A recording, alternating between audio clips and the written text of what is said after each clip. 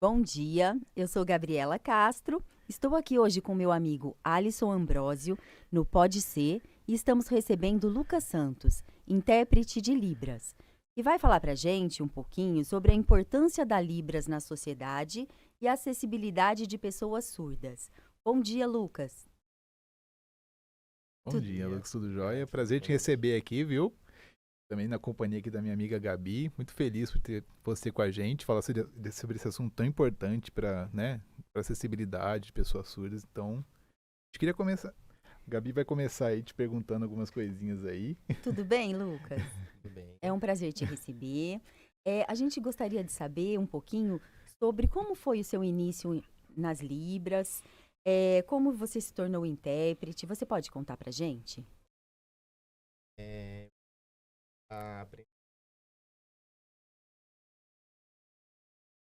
Em 2008 e no momento que eu comecei a fazer o curso eu fiz amizade ali com algumas pessoas e a partir daí eu não parei mais de ir dentro da comunidade surda e ter mais recursos, outras formações. Logo depois, 4 anos, eu comecei de fato a trabalhar na área de como intérprete dentro de uma universidade. Dentro desse percurso, ainda como ainda não tinha muito conhecimento sobre formação de tradutores e intérpretes, então era muito difícil de conseguir capacitações. Então eu fui fazendo oficinas, workshops dentro da Associação de Surdos mesmo, para conseguir se desenvolver e melhorando profissionalmente, para conseguir trabalhar mais nessa área. Que legal, você foi buscando cada vez mais conhecimento. Isso. Dentro da área. E você poderia mostrar pra gente como você se apresentaria, daria um bom dia em Libras? É claro. Bom dia, meu nome é Lucas, meu sinal é esse na comunidade surda e eu sou um profissional tradutor e intérprete de Libras. Que legal. Muito bom. Fala um pouquinho pra gente sobre esse sinal, que cada pessoa tem o seu. Ah, sim. Normalmente dentro da comunidade surda, quando você frequenta a comunidade surda, os surdos observam características de cada pessoa ou alguma mania que ela tem e a partir daí, de forma visual, né? E a partir daí eles criam um sinal para aquela pessoa. E aí esse sinal é como se fosse a identidade dela representada dentro da comunidade surda. É um sinal que ele, depois que você aceita, ele não muda mais, independente de se sua característica usada como referência mudar, mas esse sinal ele se permanece. E aí a partir desse sinal é que você é conhecido na comunidade surda, né? Em vez de, por ser nome próprio, em vez de você fazer letra por letra do nome da pessoa, aí cria um sinal para facilitar nesse processo de comunicação e de interação dentro da comunidade surda. Nossa, isso é muito interessante, né? É bem bacana. Nossa, bem bacana mesmo. Lucas, há quanto tempo você está estudando, trabalhando nesse universo das Libras? Desde 2008. Desde 2008? Eu comecei em 2008, né? Igual eu falei, com um curso básico dentro da instituição. E aí, depois disso, eu entendi que não tinha mais como parar de se aperfeiçoar dentro dessa área. Então, até 2012 eu fiz cursos, até 2015 eu fiz cursos básicos, cursos livres e workshops. Depois eu fiz a formação de letras, português e inglês, porque ainda não existia uma polo de português Libras aqui próximo. Então eu fiz português e inglês, letras. E aí depois fiz a pós em Libras e depois a pós em tradução e interpretação. E até hoje continuo fazendo capacitações, workshops, participando de congressos, porque a Libras, por ser uma língua, ela está em movimento, é uma língua viva, que onde ela tem as suas alterações, tem as suas evoluções. Então, a gente tem que acompanhar as suas evoluções dentro da área da língua mesmo. Né? Então, existem sinais novos, existem conteúdos novos a serem repercutidos. Então, não tem como parar de estudar, mesmo porque, da mesma forma que no português a gente tem várias palavras novas e a gente tem que adquirir o conhecimento dessas novas palavras, novos conceitos, na área da Libras é a mesma coisa. Legal. Muito legal. E ainda dentro da sua experiência profissional, quais foram os locais em que você trabalhou? Você poderia citar alguns pra gente? Claro. Inicialmente foi dentro da instituição religiosa, e aí nesse caso eu fazia interpretações de músicas e de pregações, no caso da igreja, né? E aí já era um grande desafio por conta das pregações terem muitas metáforas, muitas associações diferentes, de contextos diferentes, então a gente já tinha que ter esse domínio e entendimento técnico de como passar essa informação para a comunidade surda. Posteriormente eu trabalhei em algumas faculdades aqui em Ribeirão, trabalhei também em cursos técnicos, escolas, em centros culturais para peças de teatro, contação de histórias, shows, congressos. Nossa. Foram bastante... Experiência bem variada, né? Bastante legal. Uma vasta experiência profissional. Sim, bastante.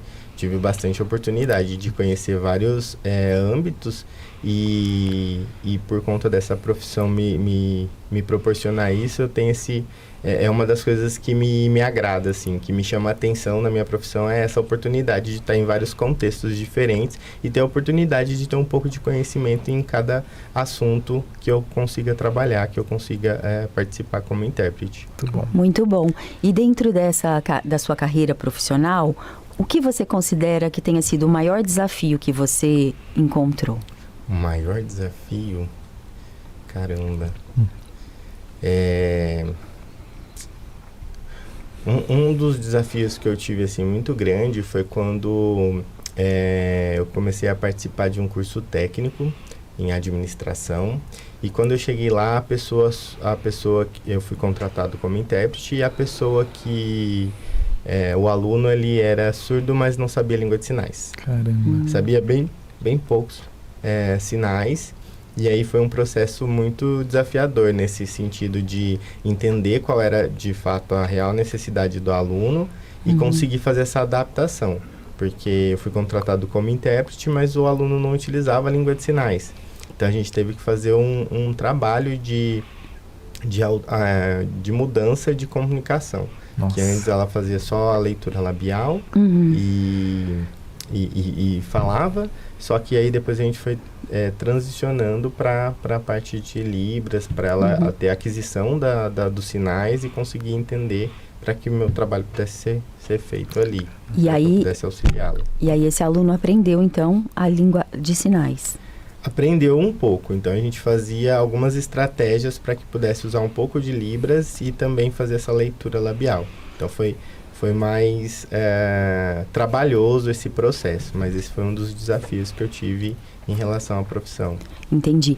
E esse aluno era uma criança, era um adulto? Não, era um curso técnico já, então ela já era maior de idade, e só que nunca tinha frequentado a comunidade surda. Ela se desenvolveu, ela tem um implante coclear, que é um tipo de cirurgia que é feito para que ela conseguisse ter essa captação de informação maior, só que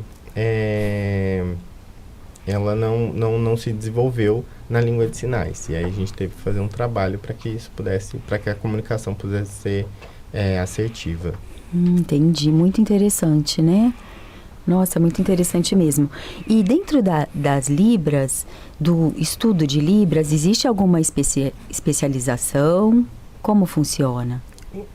Hoje em dia, existem cursos específicos para tradutor e intérprete de Libras. Existem universidades federais que já têm a formação de tradutor e intérprete. E algumas universidades hoje em dia já oferecem a pós-graduação nessa área. Certo. E você acabou se especializando em alguma área específica? Dentro da pós-graduação que eu fiz de tradução e interpretação, uma das abordagens é educacional e artística.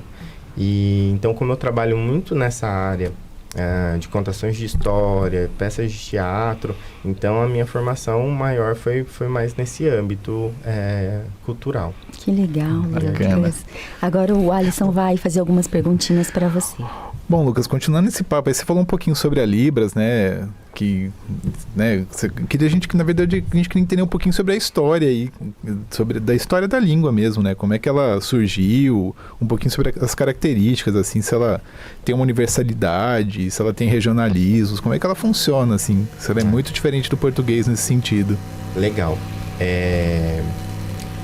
A gente, dentro da língua de sinais, aqui no Brasil, ela começou em meados de 1857. Legal.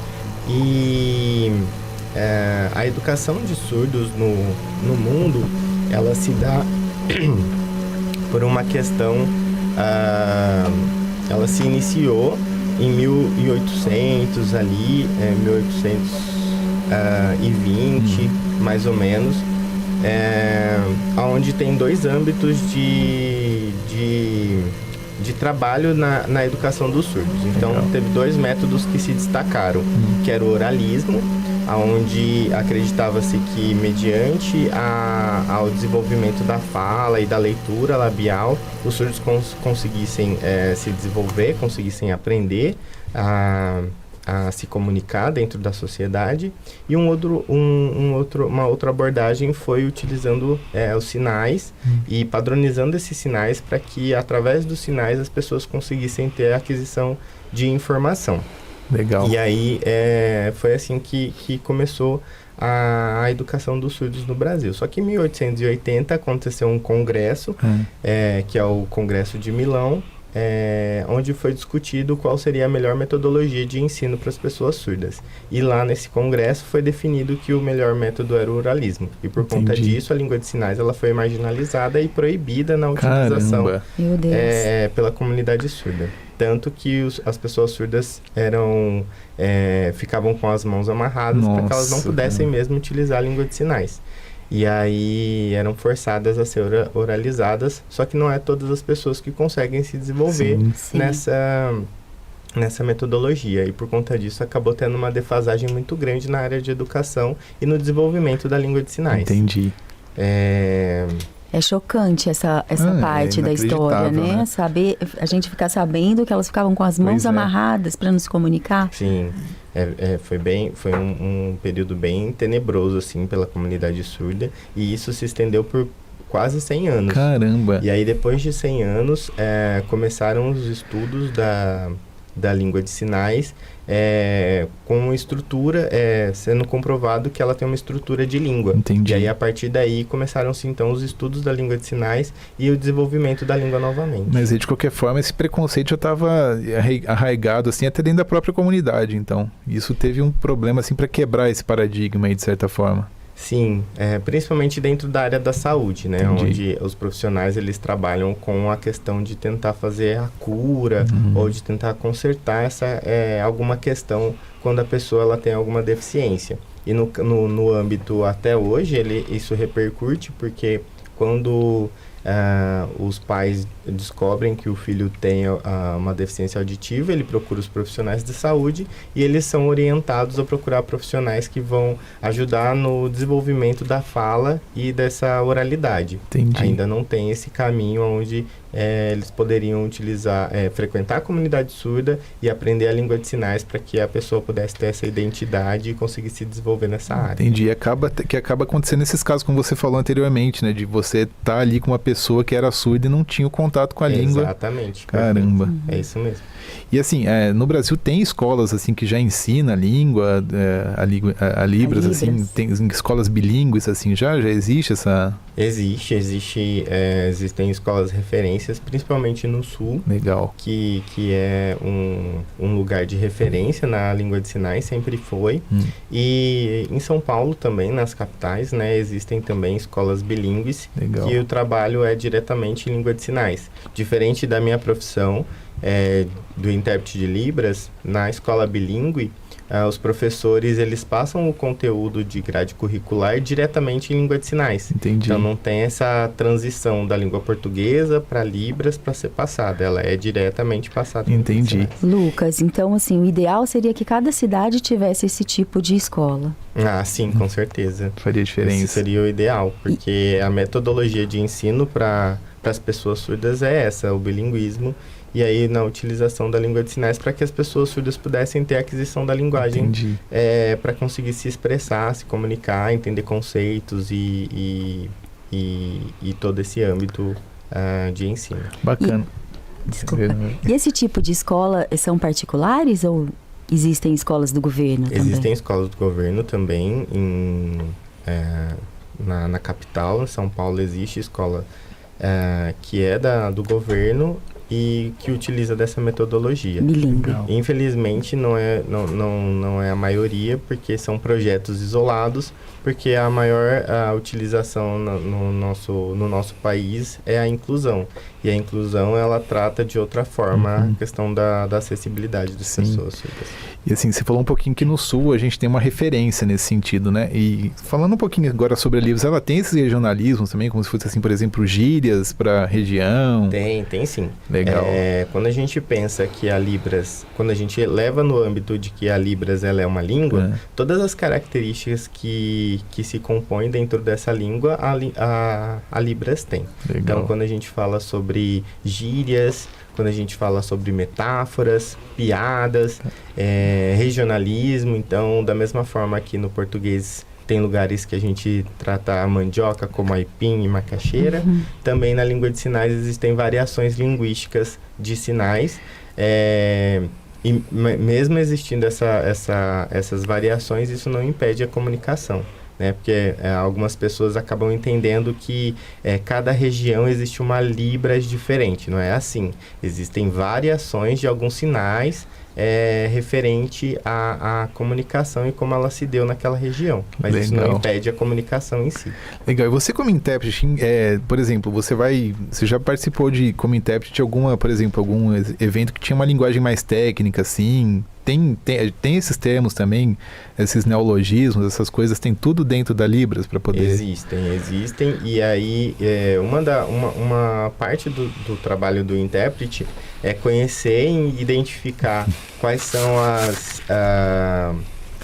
especificidades daquele conteúdo, né, daquele evento, daquele congresso, e fazer as pesquisas de sinais específicos, de sinais técnicos. Mas dentro da língua de sinais existem esses sinais técnicos, esses termos utilizados. E quando não, existe no momento ali do evento, existe alguns acordos de sinais. Então, bacana. Se tem algum conceito que ainda não foi criado um sinal para ele, então é feito ali na hora para os surdos que estão participando, um combinado de um sinal que tenha referência àquele conceito naquele momento. Legal. Então, assim, você tem uma preparação prévia para esses eventos, assim? Sim, faz parte do trabalho se preparar antes. Legal. Então, conhecer qual é o conteúdo, palavras, estudos do que pode ser dito, do que pode ser falado ali no momento, para que você possa, com maestria e com qualidade, passar a informação de forma mais coesa. Legal. E nesses eventos que você já participou, nessas experiências, você já teve alguma situação inesperada, assim, que você ficou meio de saia justa, assim, que você teve que improvisar alguma... Já aconteceu algumas situações complicadas. Uma delas foi uma situação, assim, desnecessária, porque eu estava num treinamento de uma empresa. E aí era um período que que a língua, que o intérprete no ambiente, ele era uma coisa muito nova. Então as pessoas se impressionavam com aquela situação. E aí eu estava num treinamento onde um bombeiro estava mostrando sobre questões de segurança, sobre vazamento de gás e tudo mais, e ele estava com um botijão de gás ali para mostrar aquela questão de quando pega fogo, o que fazer. E naquele momento ele colocou fogo no botijão segurando assim e se aproximou de mim. E aí ele meio que fez isso provocando, né? Mostrando assim, tipo, olha, ele tá atento e tal. Então foi uma situação perigosa e desnecessária, assim, que eu passei, que eu fiquei bem nervoso na situação, porque eu tava interpretando e ele ali com o negócio se aproximando. Eu consegui sentir o calor do fogo. Então, e foi uma questão desnecessária. Nossa. E uma outra que já aconteceu num congresso, onde a pessoa que estava palestrando era americana, então ela estava falando em inglês, e eu estava com um fone de ouvido recebendo a tradução em português para fazer em libras.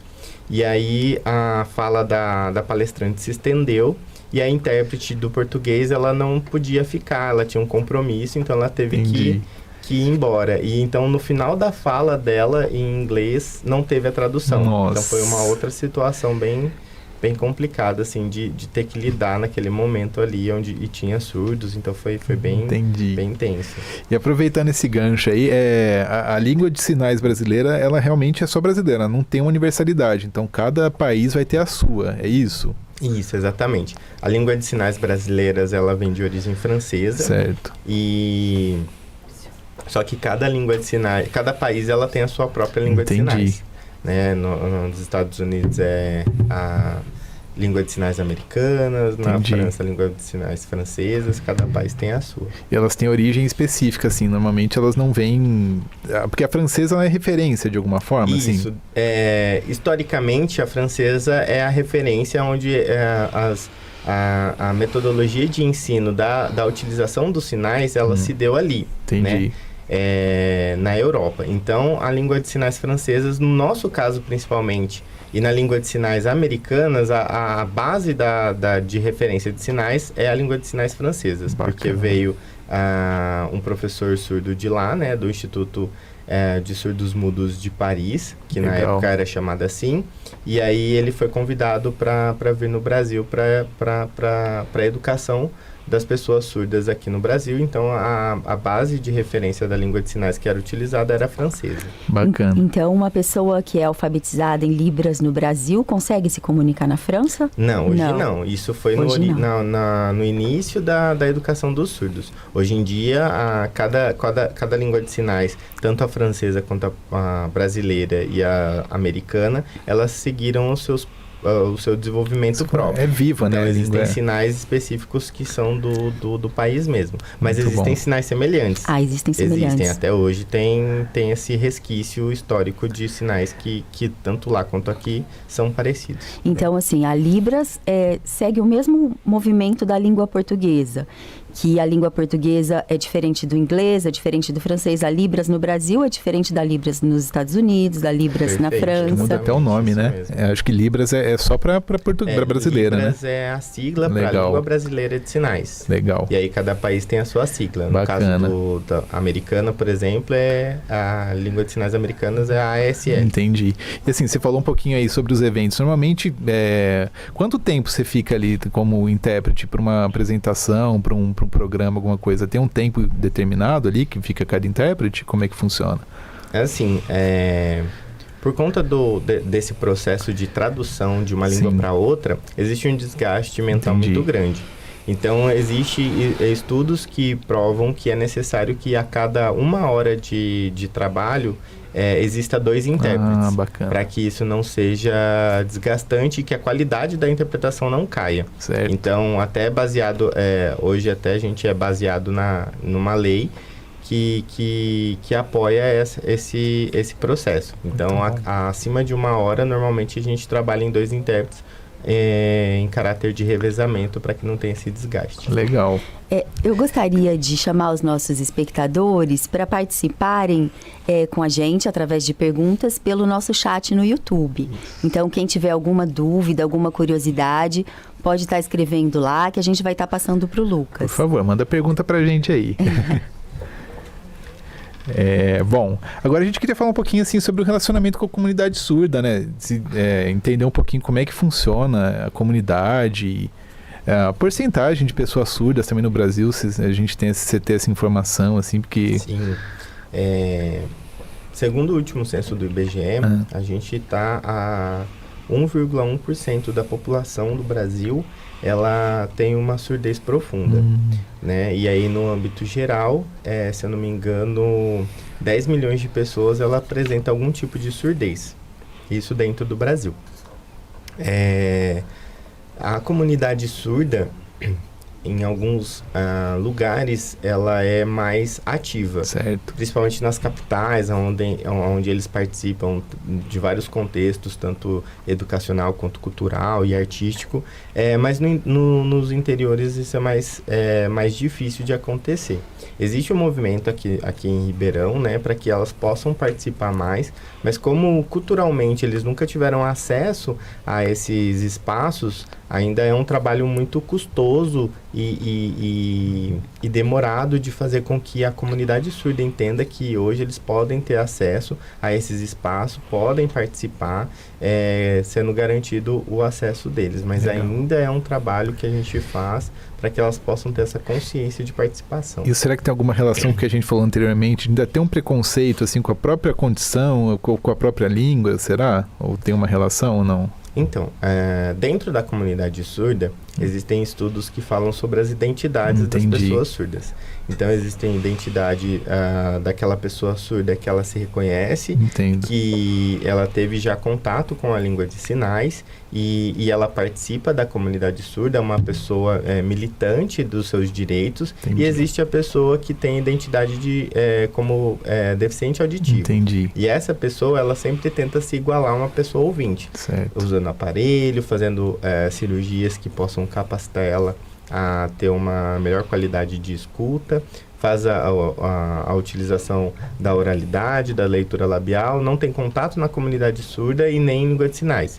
Então, normalmente tem essas duas identidades de destaque. A pessoa que é surda e se reconhece como pessoa surda, ela tem esse conhecimento dos seus direitos, mas... por ser negada há tanto tempo alguns espaços, ela não tem esse costume. Então, é um processo ainda de entender esses espaços que ela pode frequentar, legal. Participar. Bacana. Muito legal. E como você vê a importância do intérprete para essa inclusão dos surdos na comunidade? O profissional ele é muito importante no sentido de garantir a acessibilidade daquela pessoa no lugar. E isso se dá não somente na fala, mas também culturalmente. Entender que tem diferenças culturais da pessoa ouvinte e da pessoa surda e garantir com que ele possa se sentir incluído de fato, né? E aí, nesse âmbito, é necessário salientar que o profissional ele precisa ser qualificado, de fato.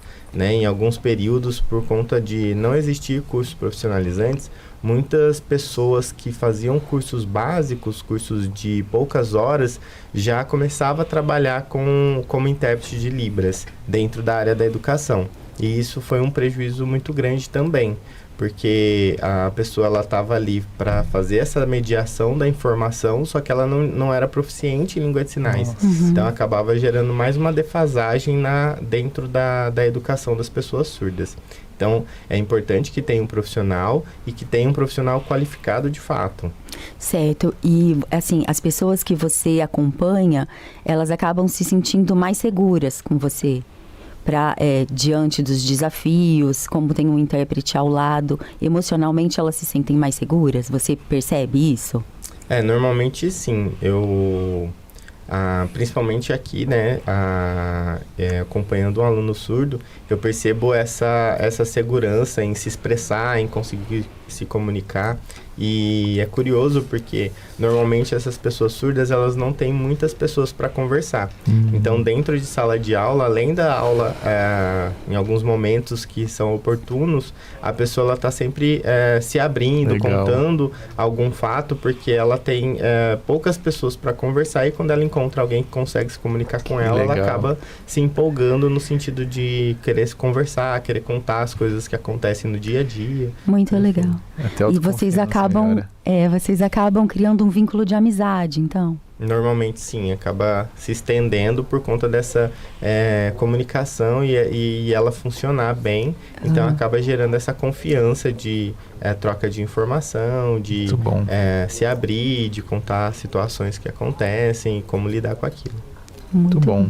Muito interessante. Eu ia fazer uma perguntinha aproveitando, que assim, as pessoas quando elas são surdas, você falou que às vezes ela não tem com quem se comunicar. Se ela está numa situação, por exemplo, um mercado, alguma coisa assim, que ela precisa se comunicar com alguém que não tem o domínio da Libras, tem algum serviço que ela possa utilizar? Ela tem alguma saída assim nesse sentido? Como é que funciona? Existe. Normalmente as pessoas, elas ficam muito preocupadas no sentido de como se comunicar com uma pessoa surda, né? E aí, pensando na questão da língua de sinais, acaba se bloqueando, porque ela não sabe língua de sinais, não sabe o que fazer. Só que existem vários recursos de comunicação que a gente pode utilizar. Legal. Né? Então, a gente pode utilizar da escrita. Existem alguns aplicativos que você consegue pegar alguns sinais específicos para ajudar na comunicação. Caramba, bacana. Existe um aplicativo de uma central de tradutores e intérpretes de Libras. Que legal. Então, por exemplo, o surdo, se ele estiver no mercado ou se ele vai no médico, ele consegue acionar essa central de intérpretes, que é uma videochamada. Nossa, que massa. E aí, mediante essa videochamada, ele consegue passar informação em Libras e ser traduzido ali, ser interpretado ali no momento para o médico ou na situação que ele se encontrar. E essa central funciona o tempo inteiro? Uma central, existe uma central que é mais conhecida, que chama ICOM. Ela está estabelecida na capital, né, em São Paulo, Legal. mas ela funciona 24 horas. Nossa, muito legal. Muito E bom. você teria dicas para dar para quem está começando nessa área de intérprete de Libras? Tenho dicas sim. É importante participar da comunidade surda. Então, qualquer atividade que a Associação de Surdos ou que os surdos estejam envolvidos, é importante estar inserido ali para você ter esse conhecimento que a gente não consegue dentro dos cursos, somente na vivência. Sim. Então, é importante participar da comunidade surda nas suas ações, nos seus eventos, buscar sempre essas especializações, buscar sempre estar inserido no que está acontecendo dentro da comunidade naquele momento. Por exemplo, há pouco tempo atrás, teve um festival e aí começou a gerar uma discussão dentro da comunidade surda sobre quem eram os intérpretes que estavam ali, se eles eram qualificados ou não, a questão da remuneração. Então, acabou tendo um rebuliço ali dentro da comunidade surda. E é Polêmica. importante estar dentro da comunidade e atento a essas questões, né? É importante, então, participar da comunidade, É essencial. dos Legal. eventos, Sim. de tudo que acontece. E isso em vários âmbitos, tanto na questão de participar de ações e eventos, quanto nas redes sociais. Então, seguir pessoas surdas, influentes surdos que possam falar sobre questões Legal. da comunidade surda e sobre questões do dia a dia que elas passam e que elas vivenciam. Muito bom. É muito A importante. gente tem uma perguntinha do chat ali. Tem perguntinha no chat. Eu gostaria de aproveitar para agradecer a nossa patrocinadora, Pri Flauzino, Terapias Integrativas. A Pri faz um trabalho incrível. Quem quiser saber mais, é só acessar as redes sociais da Pri, que é @PriFlauzino. Corre lá. Isso. Vamos dar uma olhadinha nas nossas perguntas no chat. Carabolante Show. Eu sou o Leonardo Augusto de Ribeirão Preto e gostaria de saber quanto tempo o Lucas demorou para aprender Libras. E se ele acha que deveria ser algo mais incluído nas instituições. Legal. Perguntaça. Sim. Eu aprendi Libras. Na verdade, eu tô aprendendo até hoje. Nunca para de aprender. Eu acho bacana falar isso, porque às vezes as pessoas acham que em determinado tempo você aprende Libras e pronto. Só que não é assim, né? Até hoje eu aprendo língua de sinais, mas aprender Libras é diferente de trabalhar com Libras. Então, eu fiz um curso inicial de 30 horas, mas eu acredito que, como eu fiz amizade com pessoas surdas e estava inserido na comunidade surda, eu acho que em 6 meses eu já conseguia me comunicar com as pessoas surdas, que fique claro que é diferente de trabalhar como intérprete de Libras. Mas até hoje, então, eu ainda continuo aprendendo a língua de sinais. E eu acho muito importante dentro das instituições que tenha isso, que seja mais difundido isso e que isso possa se repercutir cada dia mais. Legal. Mas esses 6 meses foi praticando basicamente diariamente, assim? Sim. É que o aprendizado de uma língua, ela depende muito da pessoa, o quanto ela se dedica naquilo. Então, em situações... Eu estava até fazendo um comentário com a minha filha outro dia sobre coisas que eu fazia que me ajudava a praticar a língua de sinais. Então, eu andava na rua e aí eu praticava o alfabeto. Então, eu ficava lá fazendo o alfabeto enquanto eu estava andando. Caramba, e aí eu via elementos na rua e aí eu soletrava aqueles elementos ou fazia o sinal daqueles elementos para praticar, para conseguir ainda exercer mesmo, né? Tanto as configurações de mão, quanto relembrar como era feito e executado. Legal. Então, tinha esse exercício diário. Que legal. E a sua filhinha já sabe se comunicar por Libras? Olha, ela sabe alguns sinais, ela fica muito, às vezes, intimidada, assim, mas ela já tem uma amiga que é surda, que é minha amiga, então ela já se comunica com ela, mas ela sabe alguns sinais, mas não tem um domínio ainda. Entendi. Tá. Tem uma outra pergunta de uma outra pessoa que está assistindo, que é complementar a essa. Ela está perguntando, a partir de que idade a criança pode começar a aprender Libras? Tá. Existe a questão da educação da pessoa surda. Então, se ela é uma pessoa surda, ela pode aprender língua de sinais desde bebê. O estímulo da língua de sinais, ela pode se dar da mesma forma que a gente tem o estímulo do português. Então, quando é um bebê, você vai falando com ela e aquele bebê ele vai começando a balbuciar até começar a falar de fato. Da mesma forma, a gente consegue inserir isso em língua de sinais. Por exemplo, quando tem pais surdos que têm um filho, a primeira língua que eles vão utilizar é a língua de sinais. Então, existe esse processo de estímulo onde ele vai ter a aquisição da linguagem e de comunicação no mesmo período que da língua de sinais. Então, quando o bebê de 9, 10 meses, ele já pode ser estimulado e ele vai conseguir se desenvolver ali. Mas, de fato, crianças, elas vão aprender muito mais rápido. Sim. Mas no caso, e aí isso. tem essa diferença, né? Se é pessoa ouvinte ou pessoa surda. Mas ela pode ser estimulada desde criança. Bacana. Na idade. Tem mais alguma pergunta aí, Gabi? Tem. O Leonardo gostaria de saber quais são as pessoas mais influentes do meio para você. Pessoas que são influentes? Bom, tem o Léo Castilho, que é um surdo que trabalha dentro do aspecto artístico. Ele é uma referência em várias questões de representatividade dentro da comunidade surda, como pessoa negra, como pessoa gay. Então, ele se expressa em todos esses âmbitos e traz esse conhecimento. Tem o Gabriel também, que é um digital influencer bem famoso dentro da comunidade surda. Então, ele repercutiu com vários vídeos que ele trouxe sobre a comunidade surda. É uma pessoa bem influente nesse meio. E tem os profissionais da minha área, né? Os intérpretes. Tem a Carol Fomin e a Vânia Santiago, que são referência nos estudos da língua de sinais. Bacana. Tem o Tiago Coimbra, que também estuda as línguas de sinais, são intérpretes de referência. Tem o Fernando Parente. São bastantes.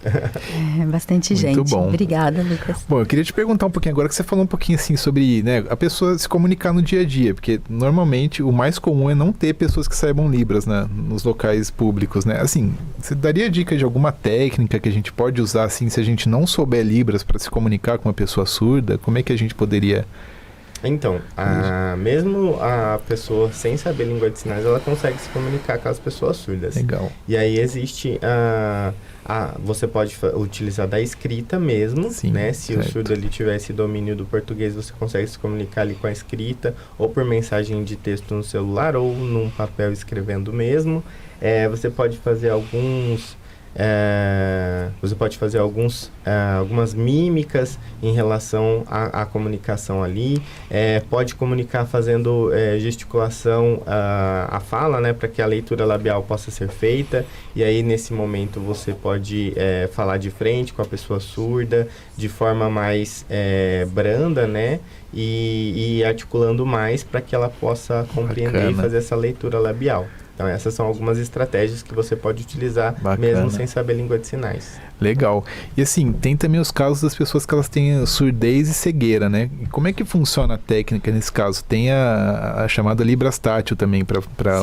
Sim. Legal. Existem as pessoas surdo-cegas, inclusive é uma outra categoria onde existe o profissional dessa área, que é o guia intérprete de Libras. Bacana. E aí a comunicação, ela se dá também utilizando língua de sinais, né? Também utilizando a Libras, só que numa modalidade diferente, que é a Libras Tátil. Onde a pessoa surda, ela fica em contato com a sua mão e aí ela consegue identificar quais são os sinais que estão sendo executados ali para que gere uma comunicação. Existem outros recursos também, que você pode utilizar dentro da Libras Tátil e dentro da comunicação com a pessoa surdo-cega, que é a comunicação áptica, que você faz a comunicação em língua de sinais na frente da pessoa, e a comunicação áptica ela é feita normalmente nas costas por uma outra pessoa. Então, é um complemento das informações que estão sendo executadas ali. Dependendo da pessoa surdo-cega também, ela utiliza de outros recursos que não é a língua de sinais. Existe, por exemplo, o Tadoma, que a pessoa ela coloca a mão na mandíbula para conseguir identificar o que está sendo falado. Então, é outro recurso que ela pode utilizar para se comunicar. Isso é bem difícil. Sim. Imagina. Bem difícil. Caramba, de aprender o Tadoma. Tem que treinar muito, né? Para saber identificar. Sim. Caramba. E você falou também que, às vezes, a pessoa...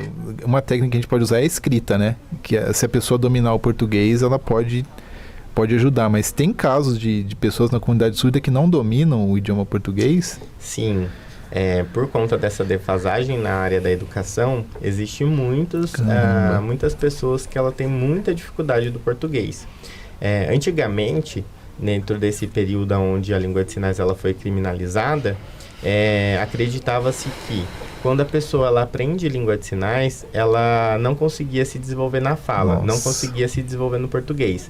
Então, acreditava-se que quanto mais Libras ela aprendia, mais o português ficava defasado. Só que esse conceito já caiu por terra, porque quando a pessoa ela tem um domínio da língua de sinais, quando ela conhece a língua de sinais, é muito mais fácil passar para ela os conceitos e como a língua portuguesa funciona. Então, a gente fala dentro da comunidade surda que a L1 é a primeira língua do surdo, sendo o Libras, e a L2 é a língua portuguesa na modalidade escrita. Então, quando é seguido essa forma de ensino, aí ela consegue se desenvolver no português também. Mas, infelizmente, é muito...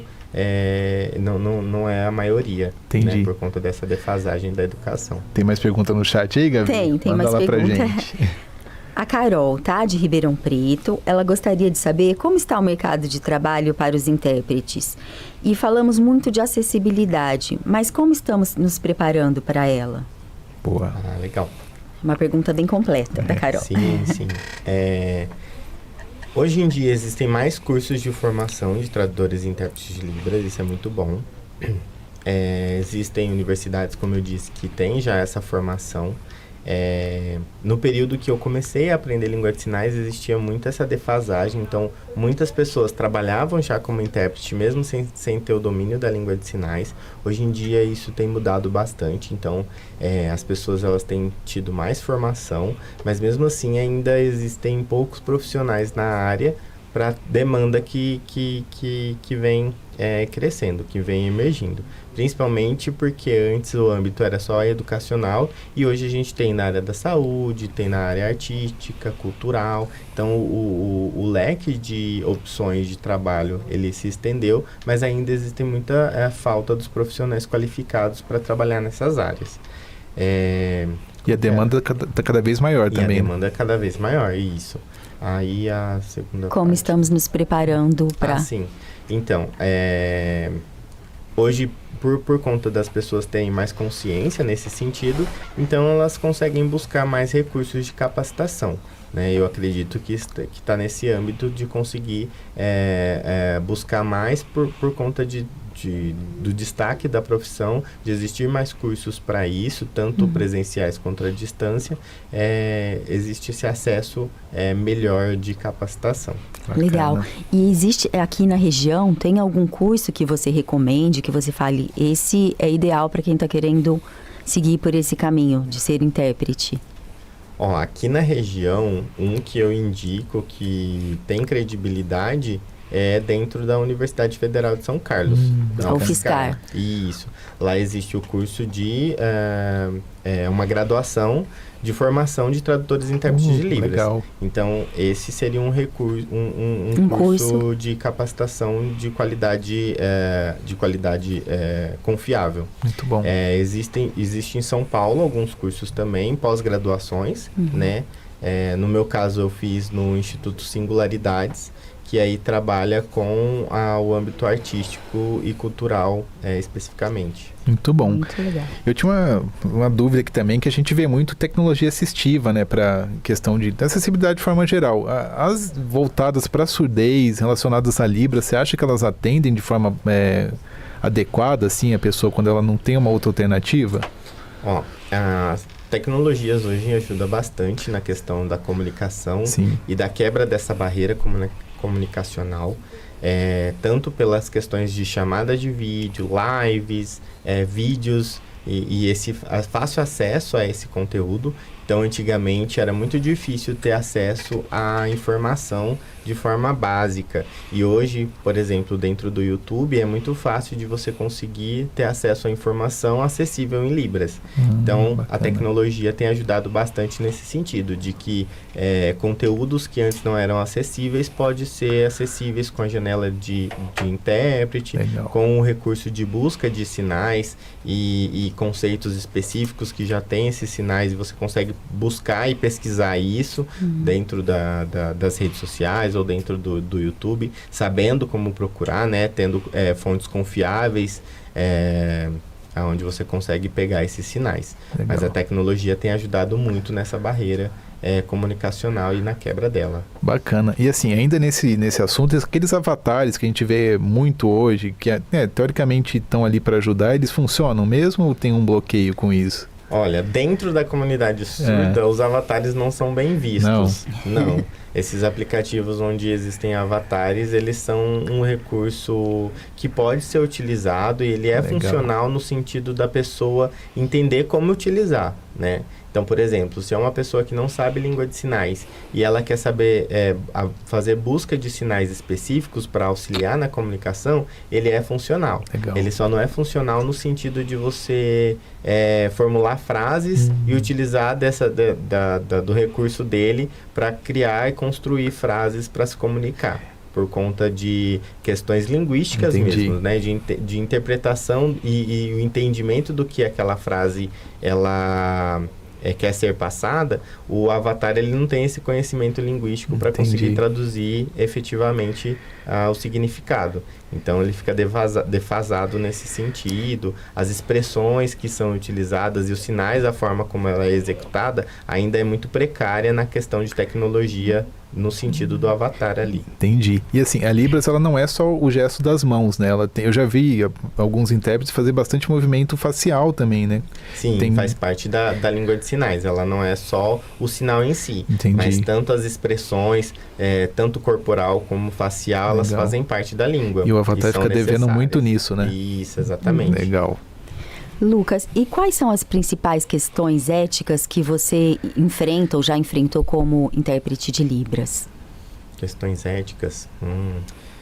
Uma delas é essa questão de noção, de língua de sinais. Então, se colocar nessa situação onde você não tem o domínio da língua de sinais e mesmo assim executar, isso para mim sempre foi uma coisa que pegou muito.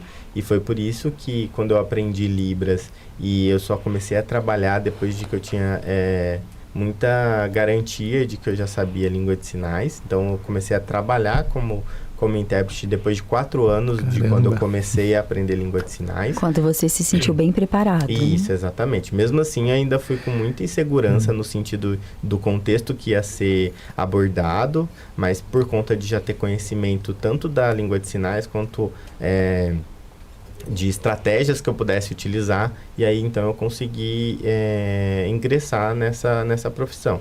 Então, para mim, isso sempre foi uma questão muito relevante, assim, esse domínio e essa consciência de não prejudicar a pessoa surda no sentido da minha falta de profissionalismo. Isso, é uma responsabilidade muito grande. Sobre a questão de confidencialidade também, porque em muitas situações, como eu disse, a pessoa surda ela não tem comunicação com muitas pessoas, então em muitas situações a pessoa surda ela acaba se abrindo para você em vários sentidos, então aquilo é uma confiança que é gerada por conta da comunicação. E aí precisa dessa responsabilidade referente ao conteúdo que a pessoa ela passa para você. Só que ao mesmo tempo, isso é uma questão que precisa ser cuidada para o próprio profissional, né? Então, quais são as demandas que às vezes o aluno traz, né, o aluno surdo traz, que você precisa lidar em situações de expressão, em situações de como ela se enxerga no mundo e as opressões que ela está vivendo ali, até que momento você pode influenciar na tomada de decisões daquela pessoa, referente a dar para ela autonomia e coragem de se posicionar mediante a opressões que ela vive dentro da família ou dentro da sociedade. Há pouco tempo eu passei por uma situação com um aluno nesse sentido. Então, ele estava se descobrindo, estava se enxergando de uma forma que era diferente com que a família se identificava. Então, esse conflito com ele dentro da família e esse cuidado de como dar esse empoderamento para ele como pessoa, como indivíduo, e como está se reconhecendo na sociedade e, ao mesmo tempo, ter essa cautela de não influenciar para que ele pudesse ser prejudicado dentro da família e nos conceitos que a família está estabelecida. É complicado demais. Tem que ser neutro ali, tentando ajudar, mas tem que ter uma neutralidade, né? Como você falou, novamente uma responsabilidade gigante aí, né? Quando a pessoa tem como referência como comunicação, né? Exatamente. Exato. Caramba. Cuidado. Tem que ser bem imparcial. Vamos dar mais uma olhadinha, que a gente tem mais umas perguntinhas aqui no chat. A Rilene gostaria de saber quanto tempo uma pessoa leva para conseguir se comunicar em Libras e estar apta para o mercado de trabalho? São duas questões bem diferentes, como eu volto a dizer, né? Aprender Libras é diferente de começar a trabalhar com isso. Para se comunicar, depende muito de como a pessoa ela vai estar inserida dentro da comunidade surda e dentro dos cursos que ela faz. Existem pessoas que em 6 meses, estando dentro da comunidade surda, ela consegue já se comunicar bem, né? Existem cursos de 60 horas, de 120 horas, que já proporcionam essa capacitação em se comunicar em língua de sinais. Para ser apto para trabalhar com isso, é necessário fazer formações específicas, mesmo porque existem técnicas de tradução, de interpretação, que são necessárias para que você consiga trabalhar. Como eu disse, é diferente você saber língua de sinais de conseguir traduzir e interpretar em situações diversas. Você precisa ter várias competências que demandam essa profissão. Então, você precisa de uma formação acadêmica, uma formação técnica especializada, e aí pode durar 2 anos, 4 anos, dependendo de onde você busca essa formação e dependendo dessa conscientização de que você está apto para trabalhar e tendo essa consciência de que você tem essa habilidade, essas técnicas para trabalhar com isso. Legal. E no caso de uma pessoa que não foi alfabetizada em Libras, vamos supor um adolescente, e ele gostaria de aprender Libras para está partindo para o mercado de trabalho. Quanto tempo você acredita que ele levaria para estar aprendendo, se alfabetizando? Uma pessoa surda? Sim. Tá. Normalmente a pessoa surda, ela consegue aprender língua de sinais muito mais rápido do que uma pessoa ouvinte. Por conta das questões de como ela se expressa no mundo. E ela tem essa questão visual, né? Essa questão mais aflorada visualmente. Então, normalmente ela consegue se desenvolver muito rápido, né? Eu tenho amigos que começaram a aprender Libras com 13 anos e logo em seguida ela já estava dominando a língua de sinais por conta desse desenvolvimento e essa inserção dentro da comunidade surda.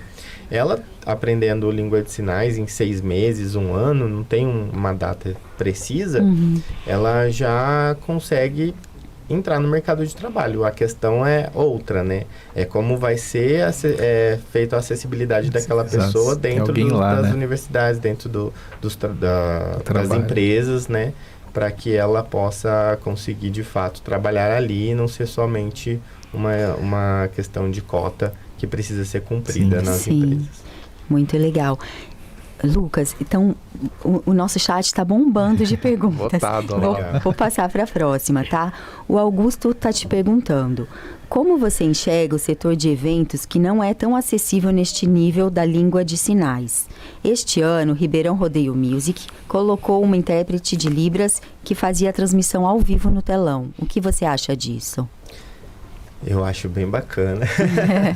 Eu acho bem legal que agora tem existido essa acessibilidade em outros âmbitos, né, culturais e artísticos. Então, agora shows, eles começam a ter essa acessibilidade em língua de sinais. Teve essa questão do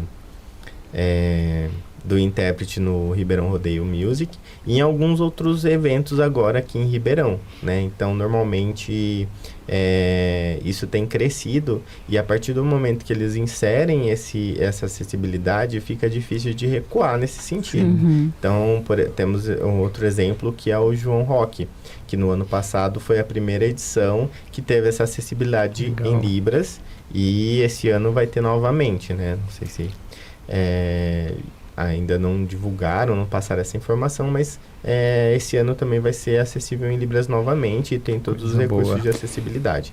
Então, hoje em dia isso tem crescido bastante. Então, a acessibilidade ela tem se desenvolvido, tem criado destaque, mesmo por conta das leis, né, e essa fiscalização que está sendo mais acompanhada. E como a comunidade surda recebe isso? No caso do João Rock, eles ficam mais empolgados para participar do evento? Então, igual eu falei, ainda existe um trabalho de conscientização da comunidade surda dos espaços que eles podem participar, né? No caso, por exemplo, do Ribeirão Rodeio Music, eu sei que na maioria dos dias não tinha nenhum surdo.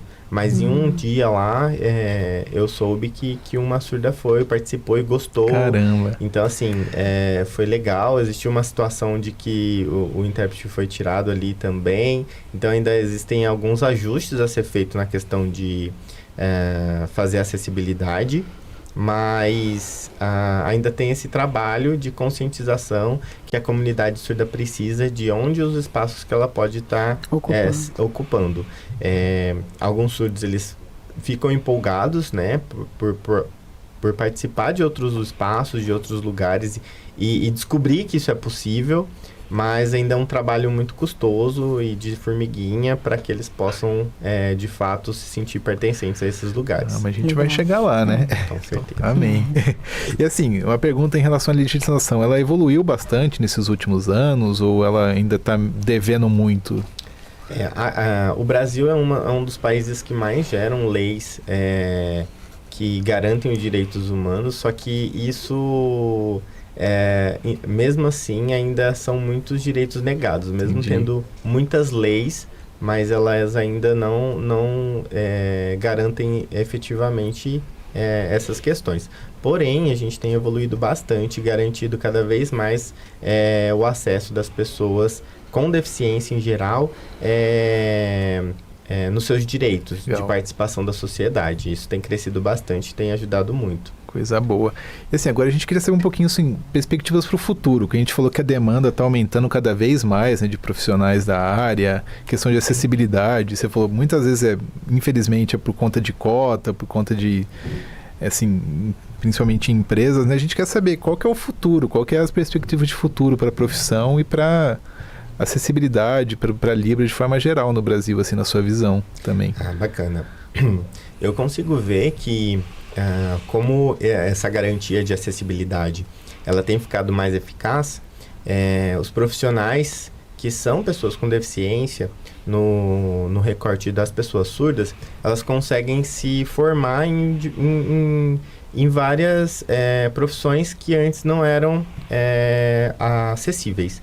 Então, antigamente, o primeiro acesso que eles tinham de formação era como professores. Então, muitos surdos, eles trabalhavam somente dentro da área da educação.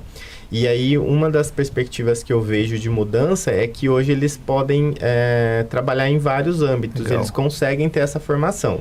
Então, existem surdos que fizeram gastronomia, Olha. fotografia, psicologia. Então, já existem esses profissionais e isso garante com que eles tenham direito em outros espaços. Muito bom. Né? Por exemplo, em congressos específicos. Então, isso vai criando essa demanda.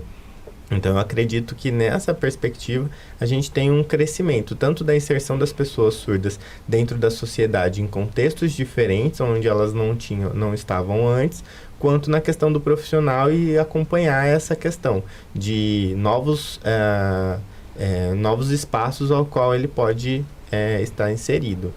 Eu acredito que cada vez mais isso tem crescido, né? Já existem evidências, como, por exemplo, a primeira edição do Ribeirão Rodeio Music, que teve acessibilidade, o João Rock, que vai ter novamente, outros eventos aqui em Ribeirão Preto, como, por exemplo, a Feira do Livro, Legal. que é um evento grande da cidade, e ali já existem garantias de acessibilidade em vários momentos ali, né? De palestras, que é um outro âmbito na questão da literatura que o surdo pode ter acesso, que ele pode conhecer autores, pessoas que falam sobre determinados assuntos, que ele pode se identificar e ele ter acesso a esse conteúdo e a essa informação por conta da garantia da acessibilidade. É isso, né? Inclusão das pessoas em todos os âmbitos, assim, é essencial.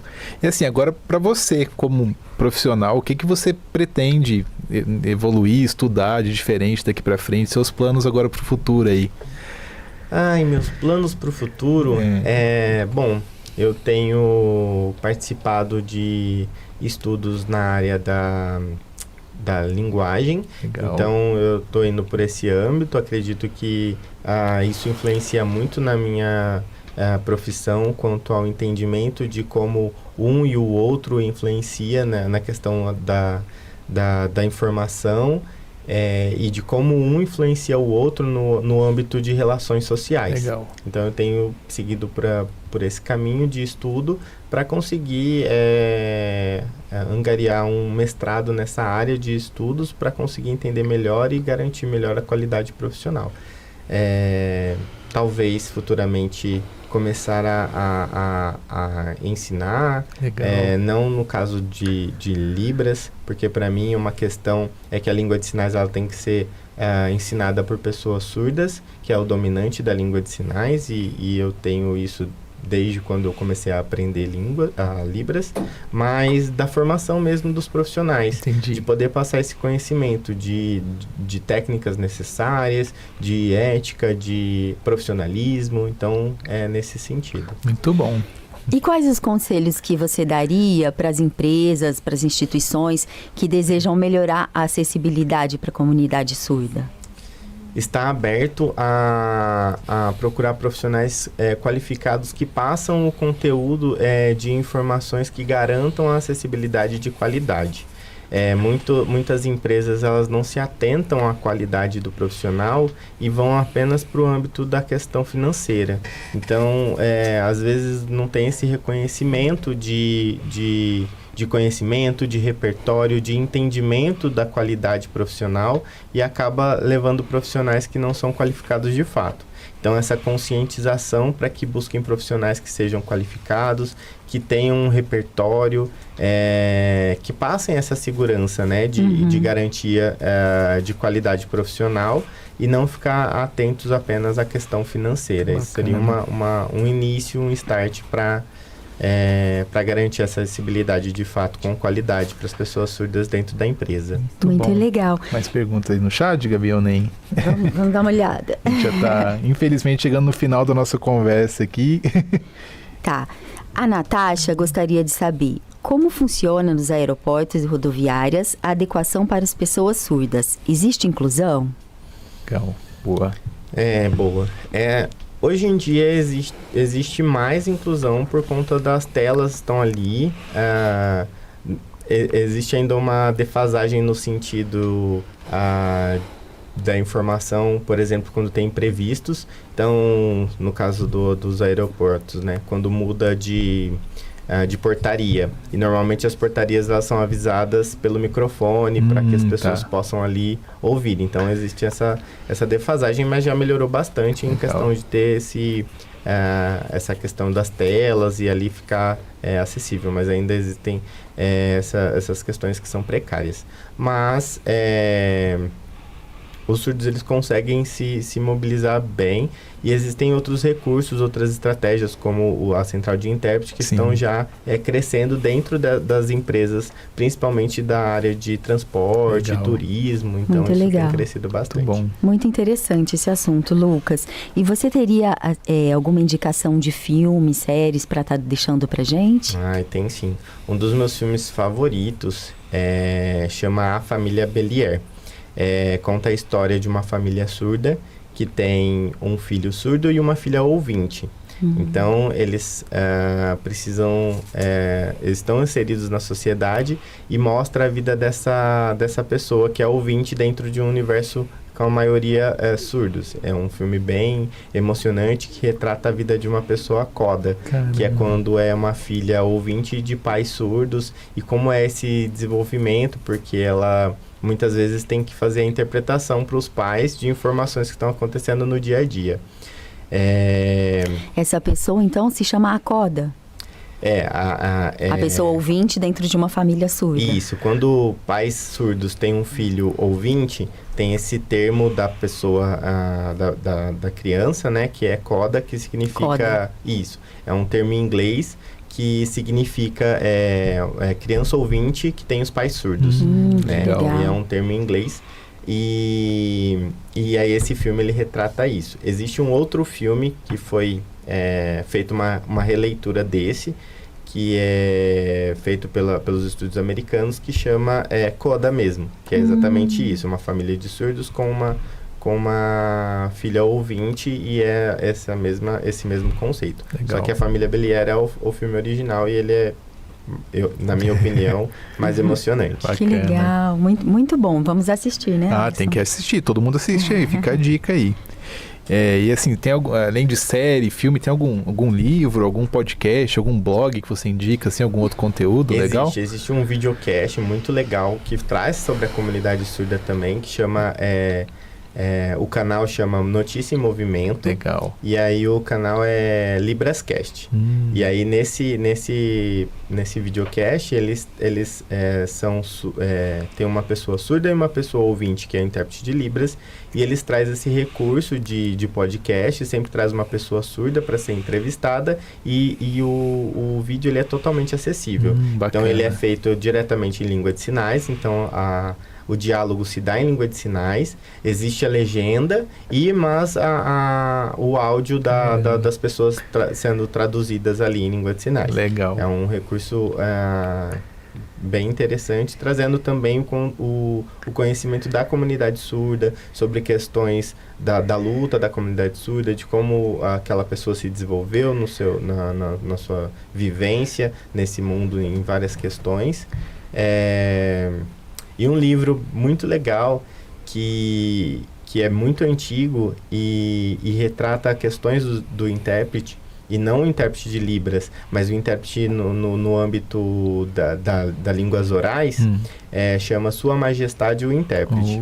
É um livro que um intérprete da língua inglesa, ele conta situações que ele viveu, só que muitas dessas situações a gente consegue se identificar como intérpretes de Libras. Bacana. Né? Então foi um dos primeiros livros que eu li nesse âmbito que retrata várias situações que é interessante conhecer, saber e se ver ali em várias situações semelhantes. Muito bom. Muito bom. A gente tem mais alguma pergunta no chat aí, Gabi, ou acabou? Não, temos, sim, o Augusto agradecendo a sua resposta.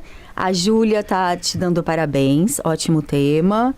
E o Henrique está falando que você foi maravilhoso, tá? Obrigado. Lucas, nós agradecemos sua presença aqui no Pode Ser. O papo realmente foi riquíssimo, Foi muito interessantíssimo. Volte sempre. Estamos de portas abertas para você, porque dentro desse assunto a gente ainda teria bastante coisa para falar. Mas, assim, para quem não conhece sobre o assunto, o tema já foi muito bem desenvolvido hoje. Foi muito Nós bom. agradecemos também a nossa patrocinadora, Priscila Flauzino, Terapias Integrativas. E ela deixou esse mimo para você. Aqui, Muito obrigado. Quem quiser saber mais sobre o trabalho da Priscila, é só seguir a Priscila nas redes sociais, @priflauzino. E as suas redes sociais. E para conhecer o trabalho do Lucas, por favor. Vamos acessar as redes sociais do Lucas. Você quer passar para os nossos espectadores? Lucas .rafael.tios, que é tradutor e intérprete de Libras. Bacana. Muito Todo legal. mundo seguindo, hein, gente? Então, lucas.rafael.tios. Isso. Tios com L.